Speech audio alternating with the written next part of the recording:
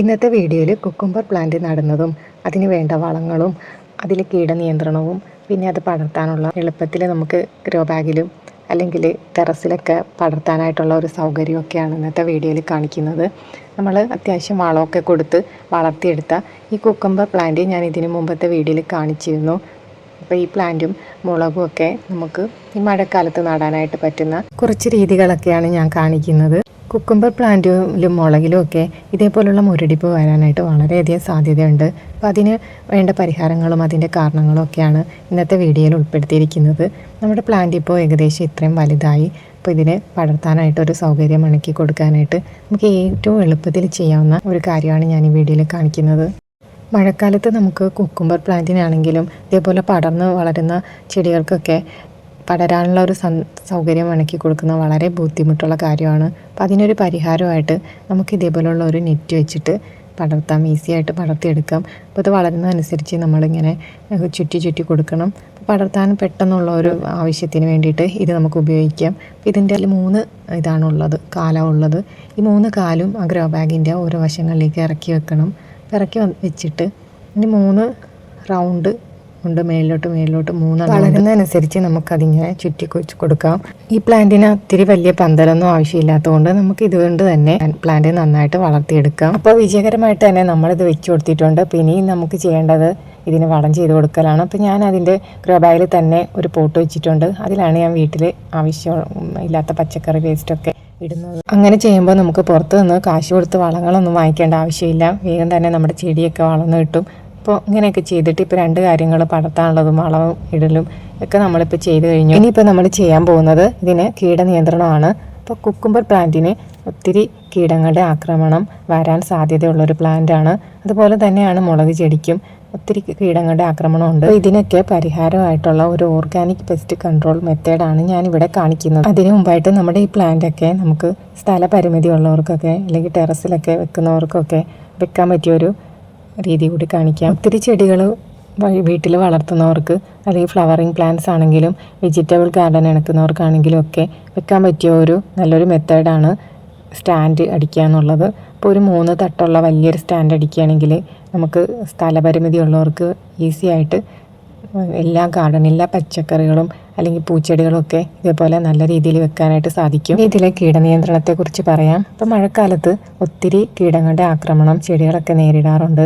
കൂടുതലും മുരടിപ്പ് രോഗങ്ങളാണ് ചെടികൾക്ക് വരാറുള്ളത്. അപ്പം അതിനൊക്കെ പരിഹാരമായിട്ട് നമുക്ക് നടാൻ പറ്റിയ ഒരു ചെടിയാണ് ഈ ചെണ്ടുമല്ലി. ചെണ്ടുമല്ലിയിൽ നമുക്ക് പൈറേറ്റ് പെക്സ് എന്ന് പറയുന്ന ഒരു കുഞ്ഞു ജീവി ഉണ്ടാവും. അതിൻ്റെ പൂവൊക്കെ വിരിഞ്ഞ് കഴിയുമ്പോഴാണ് അത് വരാറുള്ളത്. അപ്പോൾ പൂവിൻ്റെ ഉള്ളിലെ പൂമ്പൊടി കഴിക്കാനാണ് അത് വരുന്നത്.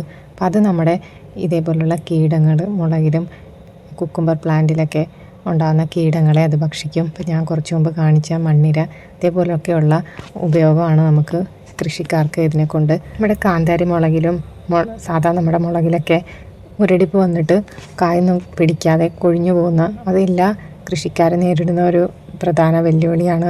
അപ്പം അതിന് പരിഹാരമായിട്ട് നമുക്ക് ഇതേപോലുള്ള ചെണ്ടുമല്ലി നമ്മുടെ കൃഷിത്തോട്ടത്തിൽ നിറയെ വെച്ച് പിടിപ്പിച്ച ഒരു കീടവും നമ്മുടെ ചെടികളെ ഒന്നും ആക്രമിക്കില്ല. വെജിറ്റബിൾ പ്ലാന്റ്സ് ഒക്കെ നടുമ്പോൾ അതിനോടൊപ്പം തന്നെ ചെണ്ടുമല്ലിയും നടണം. ഇപ്പോൾ മുളകൊക്കെ നടുകയാണെങ്കിൽ ഒരു തൈ വെക്കുമ്പോൾ അതിനോടൊപ്പം ചെണ്ടുമല്ലിയും കൂടി നട്ടുപിടിപ്പിക്കുക. അപ്പോൾ അങ്ങനെ ചെയ്യുമ്പോൾ നമുക്ക് മുളക് പൂക്കുന്ന സമയമാകുമ്പം ചെണ്ടുമല്ലിയും പൂക്കും. അപ്പോൾ മുളകിൽ വരുന്ന കീടങ്ങൾ ചെണ്ടുമല്ലിയുടെ പൂക്കളിൽ വരുന്ന ഈ പൈറേറ്റ് ബഗ്സ് ഭക്ഷിച്ചോളും. അപ്പം പ്രത്യേകിച്ച് നമ്മൾ പിന്നെ ഒരു കീടനിയന്ത്രണ മാർഗ്ഗം അന്വേഷിച്ച് നടക്കേണ്ട കാര്യമില്ല. ചെണ്ടുമല്ലിയിൽ മാത്രമല്ല ഡെയ്സി പിന്നെ ജമന്തി ഇതേപോലുള്ള ചെടികളിലും ഈ പൈറേറ്റ് ബഗ്സ് ഉണ്ടാകും. എപ്പോഴും ഡെയ്സി ആയിരുന്നു നട്ട് കൊടുക്കാറ്. ഡെയ്സി എപ്പോഴും പൂക്കളുണ്ടായില്ല. പക്ഷേ നമ്മൾ ഈ ചെണ്ടുമല്ലി അത് ഹൈബ്രിഡ് അല്ലാത്ത നമ്മുടെ പണ്ടത്തെ നാടൻ വെറൈറ്റിയിൽ നിറയെ പൂക്കൾ എപ്പോഴും ഉണ്ടാവും. അപ്പോൾ ഓരോ പൂക്കൾ കഴിയുമ്പോഴും അതിൻ്റെ തണ്ട് മുറിച്ചിട്ട് നമുക്ക് വെച്ച് കൊടുക്കുകയാണെങ്കിൽ പുതിയ തൈകളുണ്ടാവും. അപ്പോൾ നമ്മുടെ മുളകൊക്കെ നോക്കിയാൽ ഇതുവരെ ഒരു കീടങ്ങളുടെ ആക്രമണം ഉണ്ടായിട്ടില്ല. അപ്പോൾ ഞാൻ അതിൻ്റെ അടുത്ത് തന്നെ വെച്ചിരിക്കുന്നത് ഡെയ്സിയാണ്. അതുകൊണ്ടാണ് തോന്നുന്നു ഇതിൽ കീടങ്ങളുടെ ആക്രമണം ഇല്ല, ഒരു പൂവൊഴിച്ചിലോ ഒന്നുമില്ല. കഴിഞ്ഞ വർഷം ഇതേപോലെ മഴക്കാലത്ത് നട്ടുകൊടുത്തിരുന്നത് ബന്ദിയായിരുന്നു. ബന്ദിയിൽ നിറയെ പൂക്കളുണ്ടായിരുന്നു. അത് നമുക്ക് ഓണത്തിന് അത്തപ്പൂ എടുക്കാനും ഒക്കെ ഉപയോഗിക്കാം. പൈറേറ്റ് ബഗ്സ് നമ്മുടെ കൃഷിയിടത്തിലുണ്ടാണെങ്കിൽ നമുക്ക് ഇത് വാങ്ങിക്കാനായിട്ട് കിട്ടും. നേഴ്സറികളിലും അല്ലെങ്കിൽ ഫ്ലിപ്കാർട്ട് പോലുള്ള ഇതിലൊക്കെ നമുക്ക് പൈറേറ്റ് ബഗ്സ് വാങ്ങിക്കാനായിട്ട് കിട്ടും. അപ്പോൾ ഇത് ഉപയോഗിച്ചിട്ട് നമുക്ക് അല്ലെങ്കിൽ ഇതേപോലെ വലിയ തോട്ടത്തിലൊക്കെ നിറയെ പൈറേറ്റ് ബഗ്സ് ഉണ്ടാവും. ഇപ്പോഴൊക്കെ കൂടുതലും ഇതേപോലുള്ള ഹൈബ്രിഡ് ബന്ദികളാണുള്ളത്. ഇത് നമുക്ക് എല്ലാം കൂടി ഒരു സമയത്ത് പൂത്തതിന് ശേഷം പിന്നെ ഇതിൻ്റെ കമ്പൊന്നും വെച്ച് കഴിഞ്ഞാൽ കിളുക്കില്ല, വിത്തിട്ടാലും കിളുക്കില്ല. ഏറ്റവും നല്ലത് നമ്മുടെ പണ്ടത്തെ നാടൻ ജമന്തി കിട്ടുകയാണെങ്കിൽ അല്ലെങ്കിൽ ബിന്ദി കിട്ടുകയാണെങ്കിൽ അത് നട്ടുപിടിപ്പിക്കുന്നതാണ്. അതൊക്കെ നട്ടുപിടിപ്പിക്കുമ്പോൾ നമ്മുടെ ഈ വഴുതനയായാലും ഈ അമരപ്പയറിലൊക്കെ ആയാലും പൂവൊഴിച്ചിലൊക്കെ തടയാനും ഇതിലൊക്കെ കാണുന്ന ഈ മുരടിപ്പ് മാറാനും ഒക്കെ സഹായിക്കും. അതേപോലെ തന്നെ നമ്മുടെ നെയ്ക്കുമ്പളത്തിനും ബാധിക്കുന്ന ഒരു പ്രധാന രോഗമാണ് ഈ മുരടിപ്പ്. വെണ്ടയിലാണെങ്കിലും ഒക്കെ ഉണ്ടാവും. അതിനൊക്കെ നമുക്ക് ഇതേപോലുള്ള ബന്ദികളും ജമന്തികളും ഒക്കെ നട്ടുപിടിപ്പിക്കാം. ഇതിൻ്റെയൊക്കെ നടുക്കുണ്ടാകുന്ന പൂമ്പൊടിയാണ് ഈ പൈററ്റ് ബഗ്സ് ഭക്ഷണമാക്കുന്നത്. അതേപോലെ ഈ കാണുന്ന മാങ്ങാനാറി എന്നാണ് ഞങ്ങളുടെ നാട്ടിലൊക്കെ പറയുന്നത്. ഈ പൂവാണ് ഞാൻ പറഞ്ഞത്. ഈ പൂവിലും ഇതേപോലെ പൈററ്റ്സ് ബഗ്സ് വരാറുണ്ട്. അപ്പോൾ ഇതൊക്കെ ശ്രദ്ധിച്ച് നമ്മുടെ വീട്ടിലും വിഷരഹിതമായ പച്ചക്കറികളൊക്കെ ഹാർവെസ്റ്റ് ചെയ്യാം. അപ്പോൾ എല്ലാവർക്കും വീഡിയോ ഇഷ്ടമായി ലൈക്ക് ചെയ്യുകയും ഷെയർ ചെയ്യുകയും സബ്സ്ക്രൈബ് ചെയ്യുകയൊക്കെ ചെയ്യുക. തുടർന്നും പുതിയ വീഡിയോ ആയിട്ട് അടുത്ത് തന്നെ വരാം.